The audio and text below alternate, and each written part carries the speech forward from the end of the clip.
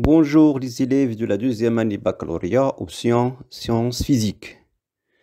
Donc on est à la troisième chapitre, cours d'électricité, les oscillations libres dans un circuit RLC en série. Bienvenue. Donc le premier diapo représente deux images différentes. La première image représente un ensemble de condensateurs plus la résistance et de bobines, ou si c'est la même chose. Donc on constate qu'on peut relier un condensateur avec la bobine et la résistance. Alors la question que je peux poser, que se passe-t-il lorsqu'on relie un condensateur chargé et une bobine? La deuxième question, comment s'effectuent les échanges énergétiques dans un circuit oscillant? La dernière, comment peut-on entretenir les oscillations non amorties, c'est-à-dire dans la présence d'une résistance? Voilà la première diapo des charges oscillant dans un condensateur, dans une bobine. Donc ce diapo, très important pour avoir la suite de ce chapitre. On considère un circuit RLC en associant en série. Donc en associant en série une résistance ajustable, c'est en bleu, un condensateur de capacité C, une bobine d'inductance L et de résistance R. Considérons à la suite que la résistance totale, c'est la somme de la résistance de résistat plus la résistance interne de la bobine. Pour charger le condensateur par le générateur, placez K en position 1. Donc, lorsque la charge aux bobines de condensateur atteint la valeur maximale, c'est E, donc on bascule K en position 2. Donc, à la suite, on s'intéresse à la position 2, c'est-à-dire après un charge de condensateur. Donc, l'oscilloscope à mémoire branché aux bornes de condensateur poursuit l'évolution de la tension. Donc, à la suite, on va voir l'évolution de la tension UC en fonction de les résistances. Donc, on va voir que c'est la résistance R totale est égale à 0, c'est la résistance totale est grand et c'est la résistance est faible. Premier cas, les oscillations non amorties dans un circuit idéal. Donc, on part d'un circuit LC quand la résistance R totale est égale à 0. Donc, c'est-à-dire la résistance totale du circuit est nulle.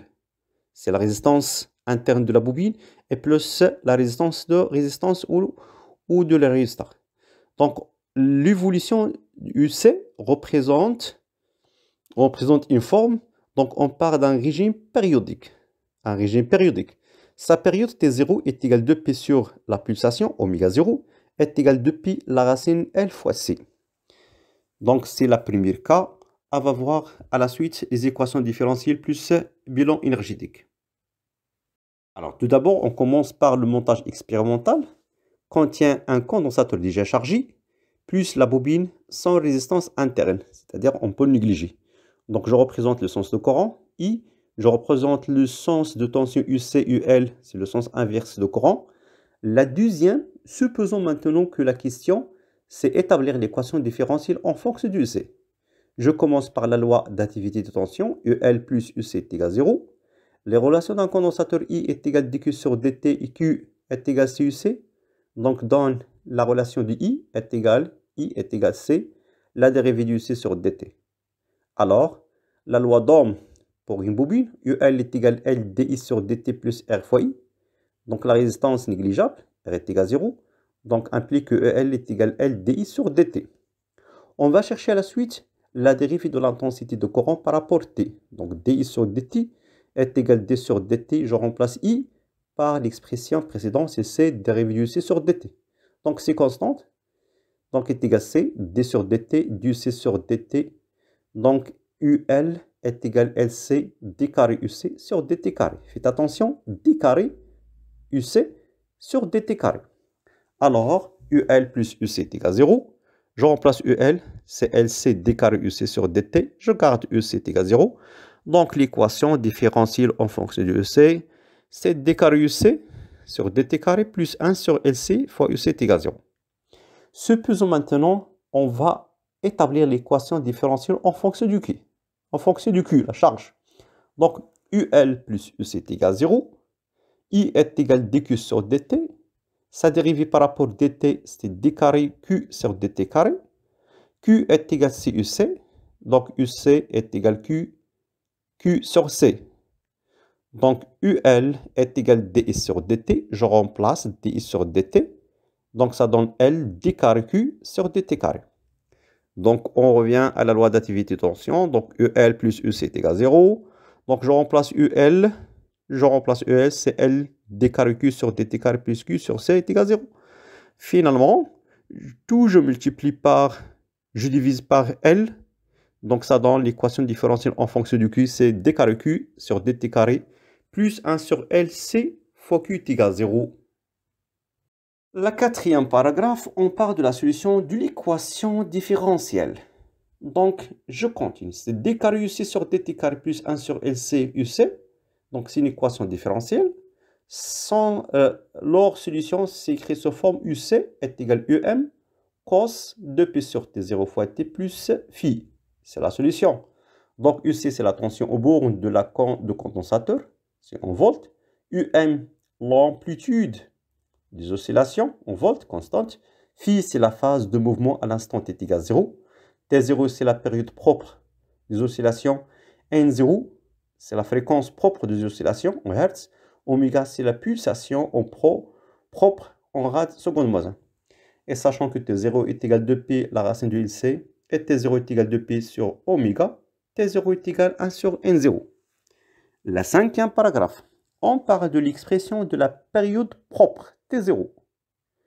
Donc, toujours l'équation différentielle, d carré UC sur dt carré plus 1 sur LC fois UC est égal à 0.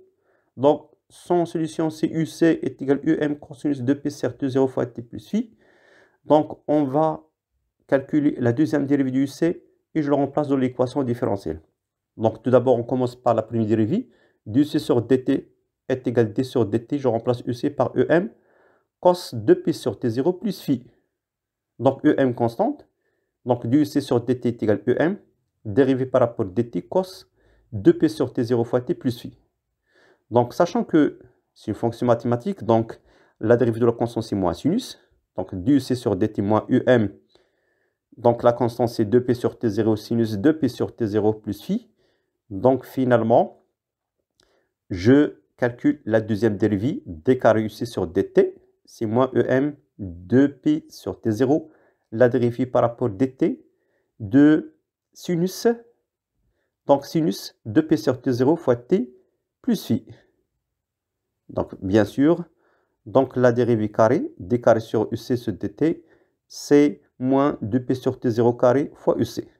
Je remplace l'équation différentielle et je simplifie par UC. Donc, finalement, la période T0, je peux le déduire sous forme de pi la racine de LC. 6. L'analyse dimensionnelle pour déterminer l'unité de T0. Donc, T0 est égal à 2pi j'adre la racine de LC. Donc, l'analyse dimensionnelle de T0 est égale à la racine de L SC. On va chercher l'expression de L, c'est l'inductance, et la capacité. Donc, EL est égal à LD sur DT plus R fois I. Donc, on travaille avec une résistance négligeable. Donc, EL est égal à LD sur DT. Finalement, L est égal à UL DT sur DI. Donc, l'analyse dimensionnelle, c'est L est égal à U fois T divisé par I. Même chose pour I est égal à C du C sur dt. Donc l'expression de C est égale à I dt sur du C. Donc l'analyse dimensionnelle de C est égale à l'analyse dimensionnelle de I fois grand T divisé par I. Je remplace sur la racine et je simplifie et je trouve que T0 est égal à grand T. La septième paragraphe. Détermination des deux constantes UM et phi. Donc UC est égal à EM cosinus 2P sur T0 fois T plus phi. UM est appelée amplitude de la tension EM. C'est la valeur maximale. Phi, faites attention, est appelée la phase à l'origine des dates. Elle est exprimée en radians en se basant sur les conditions initiales et le facteur de direction de la tangente à t égale 0. Donc à t égale 0, UC 0 est égal à EM cosinus phi et sa dérivée du UC sur dt, c'est le coefficient, soit croissante ou soit décroissante selon le graphe. Donc faites attention, on a besoin des exercices pour déterminer Les caractéristiques UM et phi. 6 expressions de la tension UC. Donc UC de T est égal EM cosinus 2P sur T0 fois T plus phi. Donc AT est égal à 0, d'après la courbe au-dessus. Donc le condensateur est chargé. Donc UC AT est égal à 0 est égal E0 est égal E.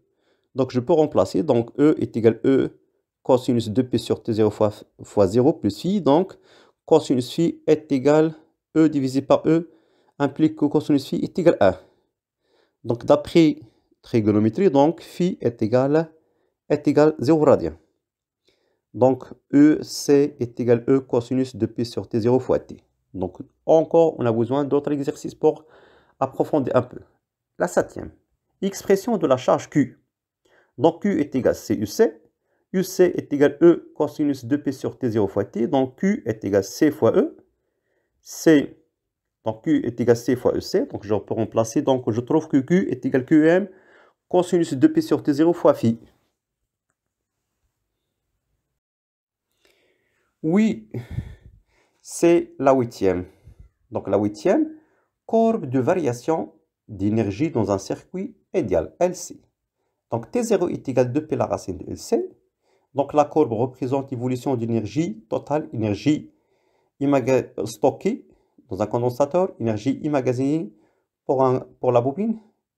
Donc n'oubliez pas, faites attention, c'est T, la période de l'énergie est égale à la moitié de la période de UC. Donc c'est T est égal à T0 divisé par 2 est égal à P la racine de LC. Neuvième, détermination de l'équation différentielle par étude énergétique. Donc au total est égal à EE plus EM. Au total est constante. Sa dérivée par rapport à T est égal à 0. Donc on utilise l'expression de au total, c'est un demi Q carré divisé par C, un demi LI au carré. Donc on va calculer la dérivée par rapport au temps. Donc dérivée de au total par rapport à T, c'est un demi C du Q dQ sur dt, un demi LI fois 2 d sur dt. Donc je peux simplifier par 2. Donc dérivée de au total par rapport à T, c'est un CQ dQ sur dt plus LI d sur dt. Donc je peux remplacer dQ sur dt, c'est dQ sur dt par I. Et je peux remplacer, donc je garde d sur dt, c'est un demi, un c, q, i plus li, d sur dt. Factorié par i, c'est q sur c plus l, di sur dt. Donc je peux remplacer d sur dt par c, d carré c sur dt carré. Donc finalement, un produit de totalité égale 0, uc différence 0. Donc la deuxième expression, c'est uc plus lc d carré UC sur dt carré est égal à 0, c'est l'équation différentielle en fonction du EC par la méthode d'utiliser les expressions de l'énergie. 10 expressions de l'énergie totale d'un circuit LC. Donc au total, c'est EE plus EM. Donc je peux remplacer énergie électrique par un demi Q carré sur C. Je peux remplacer EM par un demi LI au carré. Donc sachant que Q est égal à QM cosinus 2P divisé par T0 fois T plus phi, et aussi I est égal à IM cosinus 2P sur T0 plus phi. Donc je peux remplacer, c'est un demi. Je remplace Q carré, c'est QM cosinus 2P sur T0 plus phi tout au carré. Plus un demi LI, donc un demi L, je peux remplacer I par IM cosinus 2P sur T0 fois T plus phi tout au carré. Donc c'est un demi QM carré divisé par C fois cos carré 2P sur T0 fois T plus phi plus un demi LIM carré. C'est sinus carré 2P sur T0 plus phi. Donc factoriel, donc c'est un demi QM carré divisé par C cosinus carré fois 2P sur T0 plus phi plus un demi LIM. Donc je peux remplacer IM par Q. C'est donc je peux remplacer un demi L. Donc je peux remplacer IM. Donc son expression de IM par QM carré 4pi carré divisé par T0 carré sinus carré 2P sur T0 fois phi. Donc étape par étape, factorié par 1 demi QM carré divisé par C. Donc on trouve que cosinus carré plus sinus carré c'était 1. Donc finalement l'énergie au total est égale à 1 demi QM carré divisé par C, ou soit 1 demi LI, et M carré c'est une constante. Donc toujours l'énergie totale d'un circuit LC est constante. Troisième paragraphe, on parle des oscillations amorties dans un circuit RLC, R total supérieur à 0. Donc on distingue deux cas. Dans ce cas, c'est la résistance totale du circuit I grand. Donc on parle d'un régime apériodique. Dans ce cas, on parle de trois cas différents. Sur critique, critique et sous-critique. Deuxième cas, c'est la résistance totale est faible. Donc on parle d'un régime pseudo-périodique. Dans ce cas, T0 est égal, presque T est égal 2pi divisé par oméga 0 est égal 2pi fois la racine de LC. Alors, le montage expérimental contient une résistance plus la bobine plus un condensateur. Donc dans ce cas, la bobine a une petite résistance. Donc on cherche à établir l'équation différentielle en fonction du UC. Donc UL plus UR plus UC est égal à 0. Sachant que Q est égal à CUC, I est égal à dQ sur dt, implique que I est égal à C, la dérivée du C sur dt. La loi d'Ohm UR est égal à R fois I est égal à R fois, je remplace I par C, dérivée du C sur dt. UL est égal à LD sur dt plus R fois I. Donc on va calculer la dérivée de I sur dt. C'est 2 sur dt, je remplace I par C, dérivée du C sur dt. Donc c'est constante, c'est D sur dt, du C sur dt. Donc finalement, c'est d carré UC sur dt carré. Donc la loi d'Ohm pour la bobine, c'est UL est égal à LC, d carré UC sur dt carré, plus petit r fois C, dC sur dt. Donc je peux remplacer dans la loi d'additivité. Donc UL plus ER plus UC est égal à 0. Donc UL c'est LC d carré UC sur dt plus petit rc dC sur dt. Je remplace UR par RC dUC sur dt et je garde UC est égal à 0. Factorié par dUC sur dt. Étape par étape, je trouve l'équation différentielle en fonction du UC. S'il crée sous forme d carré UC sur dt carré plus petit r fois plus grand R plus petit r divisé par L dC sur dt plus 1 sur LC UC est égal à 0. La troisième, on va montrer comment établir l'équation différentielle en fonction du ER. Donc UR plus UC plus UL est égal à 0. Donc on va calculer la dérivée du ER par rapport à T. Donc DER par rapport à T, dUC sur dt plus DL sur dt est égal à 0. Donc Q est égal à CUC. Donc UC est égal à Q sur C. Oui, donc UL est égal à LDU sur dt, R fois I. Donc c'est L. Je remplace donc c'est LDI sur dt par 1 sur R du R sur dt plus petit r. Je remplace aussi I par UR sur grand R.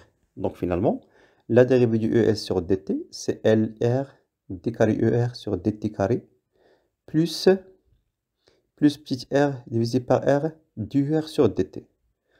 Donc je reviens à la loi d'additivité et je remplace et je trouve l'équation différentielle sous forme L grand R d carré ER sur dt carré plus 1 plus petit r sans grand R dérivée du R sur dt plus 1 sur C UR sur R est égal à 0.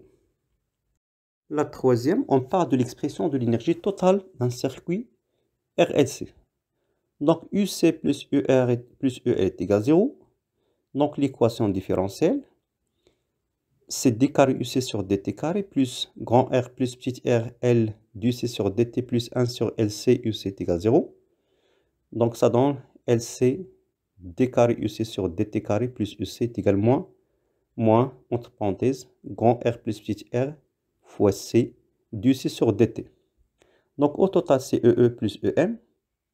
C'est 1 demi CUC carré plus 1 demi LI au carré. Donc I est égal à C dérivée du C sur dt. Donc au total, c'est 1 demi CEC au carré plus 1 demi L. Donc I, c'est C du C sur dt au carré. Donc au total, c'est 1 demi CEC au carré plus 1 demi L C au carré du C sur dt au carré. Donc sa dérivée, c'est dérivée de O total par rapport à T, c'est 1 demi fois C, 2 UC, dérivée du C sur dt, plus 1 demi L, C au carré, 2 du C sur dt, deuxième dérivée, donc d carré UC sur dt carré. Donc la dérivée de O total par rapport à T, donc je peux simplifier par 2, CUC, dérivée du C sur dt, plus LC au carré, dérivée du C sur dt, plus fois d carré UC sur dt carré. Donc, à la suite, factorié par C, dérivée du C sur dt, reste, entre parenthèses, UC plus LC, d carré UC sur dt carré. Donc, je peux remplacer I, donc c'est moins grand R plus petit r fois C du C sur dt carré. Donc, CUC, CI, c'est donc dérivée au total par rapport à T, c'est moins grand R plus petit r fois I au carré, inférieur à 0. Donc, l'énergie au total décroît au cours de temps. Cette énergie étant progressivement dissipée par effet de Joule dans la résistance totale de circuit. Dernière étape, on parle d'entretien des oscillations. Pour entretenir les oscillations, il faut compenser les pertes d'énergie par effet de Joule au moyen d'un montage électronique adapté faisant fonction d'un générateur capable de délivrer une tension UG proportionnelle à chaque instant à l'intensité I de courant. Donc, ce générateur, c'est UG est égal ER plus UC est égal EL. Donc, UC plus UR plus EL est égal moins UG est égal à 0. Donc, UC, c'est Q sur C. Donc, ER, c'est R fois I. US, c'est L dI sur dt moins R 0 fois I. Donc, dans le montage ci-contre, UD est également R0 fois I. Donc, l'énergie totale est alors constante. Le dispositif électronique compense bien les pertes d'énergie par effet de Joule. Donc, UG est égal à R0. Pour R est égal à R0, on retrouve l'équation différentielle réagissant à la variation de la charge Q de condensateur dans le temps pour un oscillateur électrique harmonique, c'est-à-dire son amortissement, c'est-à-dire LD sur dt plus UC est égal à 0, c'est-à-dire LC d carré UC sur dt plus UC est égal à 0, ou soit la deuxième dérivée Q plus 1 sur LC, Q est égal à 0. À la date T, la dérivée de l'énergie électrique totale du circuit vont être égal à 0. Donc, après l'amortissement, on va le retenir et va le retourner vers une forme périodique. Finalement, merci pour votre attention. N'oubliez pas de partager cette information pour les autres. À bientôt, à la suite.